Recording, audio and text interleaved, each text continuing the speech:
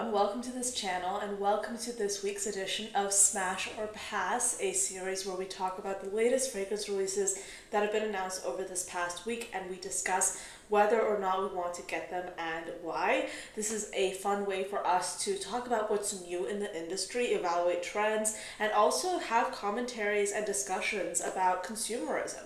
What do we actually need to add to our collections? That's what this series is all about, but if this is your first time on this channel, hello, my name is Anya. I love fragrances. I talk about them here 5 times a week, Monday through Friday. I also publish content on TikTok and Instagram under the username ANECHKAFRAGRANCES, so if you're interested, definitely do check me out on those social media platforms as well. Also, if you're someone who has an interest in history, I actually do run a podcast called The Fragrance Report. This podcast launches with a new episode every single Wednesday on Spotify and here on YouTube. And if you're someone who's trying to be a little bit more mindful about how much money you're spending on fragrance, what's in your collection, I would highly recommend you check out my fragrance collection log and expense tracker that is available on my Stan store. If you click the link for my Stan store down below, you will see all the different options that I have for this spreadsheet, and you'll also see my other links as well. With that being said, we have a lot to get through today, so let's get into it. First up, we have a new release by Pernoir. They're launching a fragrance called Melos, inspired by Cleopatra. This fragrance will have top notes of rose tea, grapefruit, and cassis, a heart of rose, Nile honey, saffron, hazelnut, and baked apple, and then a base of milk, musk, amber, and patchouli. If you're unfamiliar with the brand, Pernoir is a Swiss brand. They are based in Europe. I do have an affiliate partnership with them. I have codes and I talk about their fragrances a lot on this channel because I think if we're talking about niche fragrances, Pernoir is one of the most unique and yet still approachable fragrance brands to explore. And what I really like about their new releases is that for each one of their new launches, they have been coming out with a program where you literally can get a sample for free. All you have to do is pay for shipping. I think that's a fantastic idea because it allows more people to try their brand, especially since their international audience is growing. So I think such a way of kind of operating new fragrance releases is really smart, and I really commend them for that. If you are someone who's interested in getting their free sample, you can also build your basket by getting their discovery set, and you can use my code ANYADK for 20% off of that discovery set as well. So just like a new way to explore the brand, definitely recommend you check them out. But this is a fragrance that I will most certainly be trying to get my hands on. It seems like such an interesting perfume because I find that a lot of fragrances with honey, sometimes honey can overpower the fragrance, and other times it can provide a really interesting accent. In this case, I am hoping that this fragrance embodies the latter description. I really like seeing the rose tea note in here. I feel like that's something I haven't seen in a fragrance before. We see a lot of tea fragrances, but I haven't seen anything with rose tea yet. And I like how they have some bright notes in here, like grapefruit and saffron. So this is something I will definitely be looking forward to trying out. I also kind of like the play of like milk and honey with this fragrance. All in all, this seems really intriguing and I'm looking forward to this. Okay, so this next launch is really interesting, and this is a prime example of fragrance being showcased in a way that is truly fine art. Dior is releasing a new collection called Les Récoltes Majeur.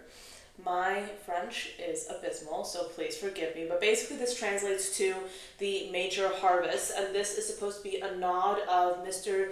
Dior's fascination with white flowers and a nostalgic moment to the time he created Diorissimo in 1956.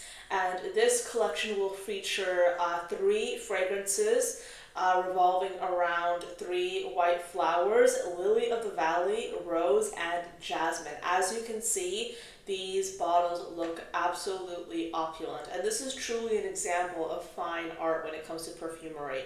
Le Muguet is going to be the first fragrance we're talking about. This translates to lily of the valley in French, and this is one of the fragrance notes or the fragrance flowers that Dior loved the most.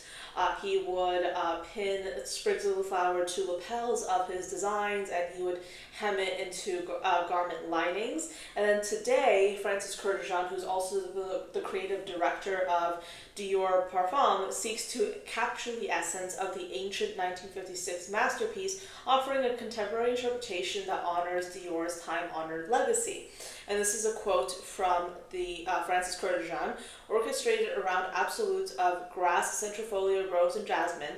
This lily of the valley is as I perceived it, as Christian Dior himself no doubt felt it, for the duration of a flowering in May at L'École Noire.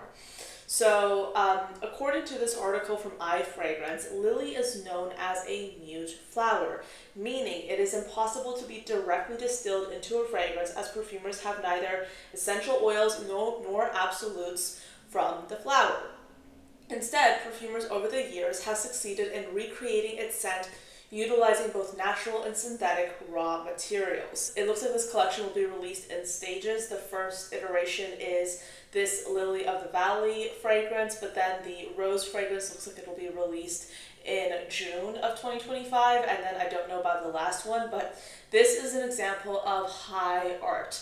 Fine art when it comes to perfumery. Each one of these bottles will retail for 1,200 euros. So this is definitely going to be for those of us who are committed to spending quite a bit of money on something that looks absolutely beautiful. This is meant to be an art piece. There's no question about it. Is it something that I would get? No, but this is something I can definitely appreciate from afar. It looks absolutely stunning. All of these fragrances look absolutely stunning. And by the way, if you're someone who's looking at this and you really want to see more beautiful fragrance bottle designs, I'd highly suggest you check out a few episodes from my Fragrance Report podcast, because in that podcast we talk a lot about historical fragrance bottle designs, and some of those bottle designs that were, created 100 years ago look absolutely beautiful and opulent and totally different from what we see right now in the contemporary market. So I highly recommend you check that podcast out if you're interested in learning more. Next up, we have a new fragrance by Imaginary Authors. They are launching this perfume called How to Say Bicycle in French, and this looks like it's meant to evoke a feeling of nostalgia, being outside, having freedom, hope, and this fragrance will have top notes of sweet basil, rosemary, and white thyme, a mid of clary, sage, and lavender, and then a base of gentian, oil, and Provence. So this is supposed to be an aromatic, woody fragrance. And yeah, if you're unaware, Imaginary Authors is a fragrance brand that has narratives around their perfumes. So each one of their fragrances is inspired by a story that they have created. So there's a lot of kind of symbolism behind their perfumes. They attempt to capture a lot of aesthetics when it comes to their fragrance, and in this particular case they are clearly going for something that's carefree, very summer appropriate. So I feel like if you're someone who's looking at these notes and this fragrance really speaks to you, this could be something worth trying out. We have a few new fragrances by Louis Vuitton. The first is a revisitation of one of their previous fragrances, Sun Song, released in 2019 originally. And this fragrance is inspired by the beauty of the West Coast, specifically Los Angeles, with top notes of lemon zest, a mid of neroli, orange blossom absolute, and petitgrain, and then a base of musk. Then they are also collaborating with the artist Takashi Murakami, and they are launching two fragrances. The first is LVXTM Spell on You. This fragrance will have top notes of green notes, Tuscan iris, and violet, a mid of Chinese jasmine, Tuscan iris, and rose, and then a base of white musk, acacia, and peach. And it looks like on Fragrantica the notes are pretty much the same, but the only difference seems to be the bottle design. So I guess you get to choose between which bottle design you like the most. I personally am partial to the one with the blossoms on it. It looks absolutely beautiful. But these are, all three of these are fragrances that I would definitely, two of these are fragrances that I would definitely be open to testing out. Next up, French Avenue is launching another flanker to their Venimo collection. This will be called Venimo Scarlet, and this fragrance will include notes of cherry at the top, a mid of jasmine, and then a base of dark wood. I, for one, am quite partial to the snake design on these bottles. I think it's rather beautiful, but personally, to be completely honest, I'm not in the market for another cherry fragrance, so this will definitely be a pass in my book. Next up, we have another revisitation from Maison Francis Kurkdjian. They are relaunching Les Beaux, which was originally released in 2015 to mark the 150th anniversary of Printemps, the Parisian department store. And they are revisiting this fragrance 10 years later as part of a new collection titled My Very Intimate Perfumes. So this fragrance will have a focus on 4 white flowers, and it will include notes of tuberose, ylang-ylang, orange blossom, and jasmine. So if you're someone who likes white florals, or if you've tried this fragrance before and you really enjoyed it, this could be a fragrance to revisit as well. Another more indie fragrance brand, and this is a brand that I've been interested in trying for quite some time, but I haven't actually gotten around to it, is City Rhythm. They are launching Martha's Vineyard, and this fragrance will have top notes of black coconut, plum, and orange zest, amid of jasmine, orange root, and orris root, and soft woods, and then a base of musk, tobacco, vanilla, and driftwood. I can't say that I want this to be the very first City Rhythms fragrance that I try out, but I feel like this brand in general is one to check out. They are kind of like an indie / niche fragrance brand, but they come out with fragrances inspired by various cities. So I love that concept. I've heard a lot of great things about them online. So if you're interested in these notes and this brand in general, this could be worth checking out as well. Next up, we have a new Replica fragrance by Maison Margiela. They are launching Replica Ideal 1, and this is belonging to the line of reproduction of familiar fantasies, and the concept of this scent is that it wants to dive into the realm of sensual connection and emotional intimacy, reimagining what it means to encounter your perfect match in fragrant form. And this fragrance will have notes of alemi essence, orange essence, and calabrian bergamot at the top, a heart of orange blossom and lavender heart, and then a base of oud de cord, which includes cypriot, ambery woods, and vanilla infusion, gaiac wood essence, styrax, and musks. So there are a few different elements to this. So the skin fusion accord that they have in this fragrance is supposed to blend human warmth with like this high-tech precision apparently. So it's supposed to be a more abstract note designed to mimic the tactile impression of bare skin meeting bare skin. Okay, so and the perfumer behind this is Christophe Renaud. So I'd be intrigued in trying this out. I think like the concept of this is like kind of, I mean, when I first saw this fragrance, like in the black bottle, I kind of thought it would be something else, but then like looking through the brief and like looking through like the kind of the skin musk concept, this could, like I would be interested in testing this fragrance out. Is it something that I'm likely to purchase? Probably not, because I'm not really in the market for like a skin musk fragrance like this. This is not something that I would like actively seek out. But I think it's interesting that they're trying to go for something that's kind of like universally appealing and adding in, familiar notes like that skin musk that they're talking about, the lavender. So I think this could be interesting to try out just for the fun of it, and I'm sure this will be available in Sephora. But is this something that I really probably need to have in my collection?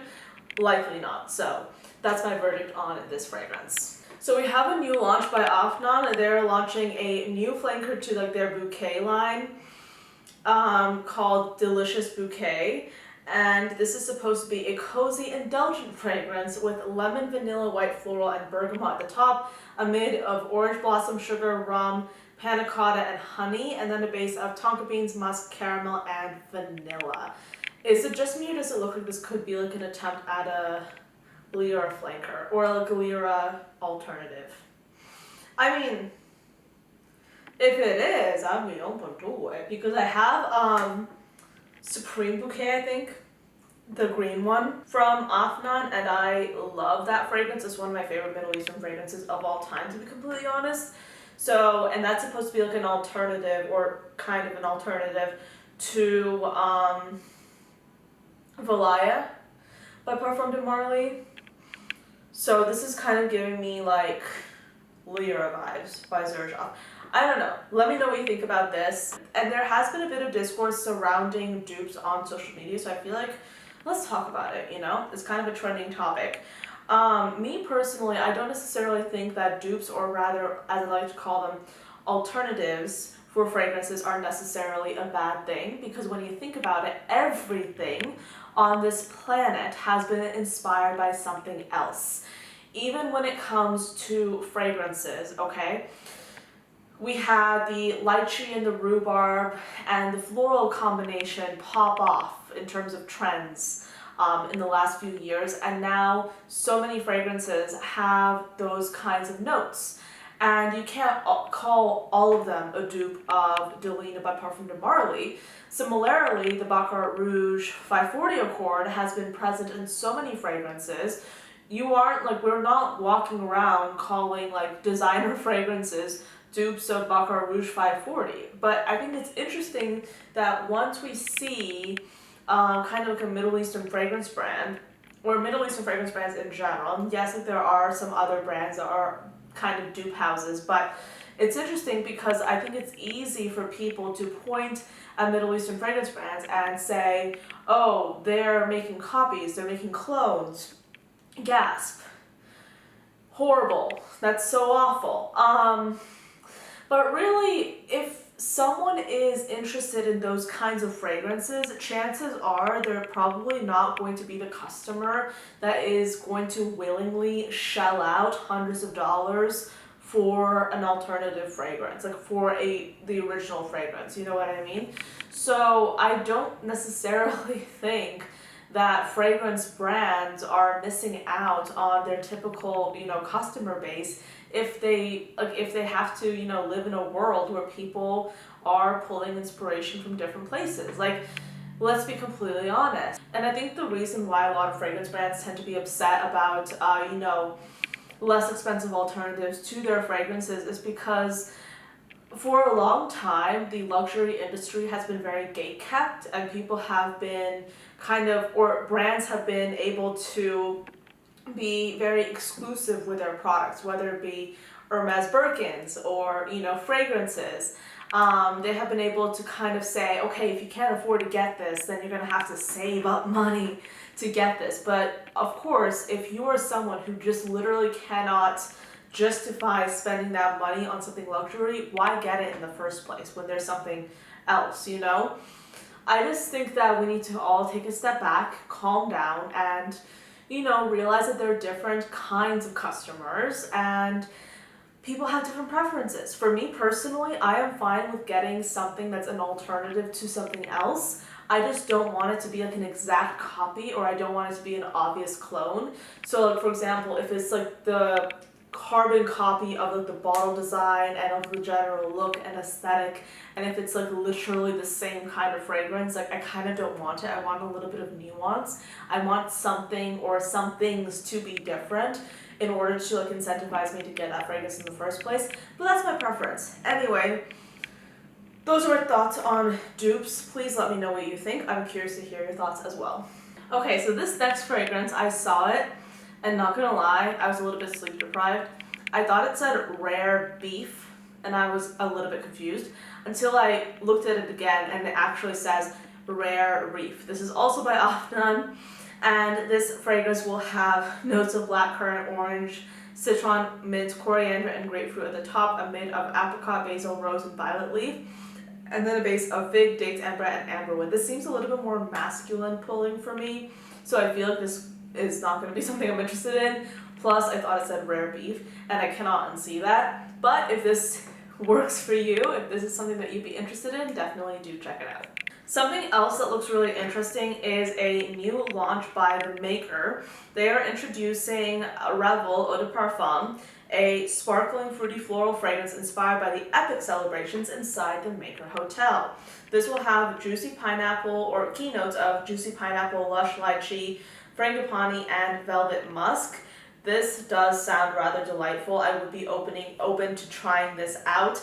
My favorite fragrance from the maker is, I think, Paradiso. That is a stunning kind of like fruity aromatic fragrance that has insane lasting power and longevity. I love that perfume, but I of course would be open to trying this as well. But yeah, yeah, I think those are all the fragrances I wanted to mention today. Do let me know what stood out to you. Are there any fragrances that you're particularly excited about? Are there any fragrances that you'd rather pass on? And what are your thoughts on dupes? I'm curious to hear your thoughts down below. Do let me know what you think. Let's have a conversation. But thank you so much for watching until the end. I hope you enjoyed this and found it interesting, and I'll see you next time. Bye.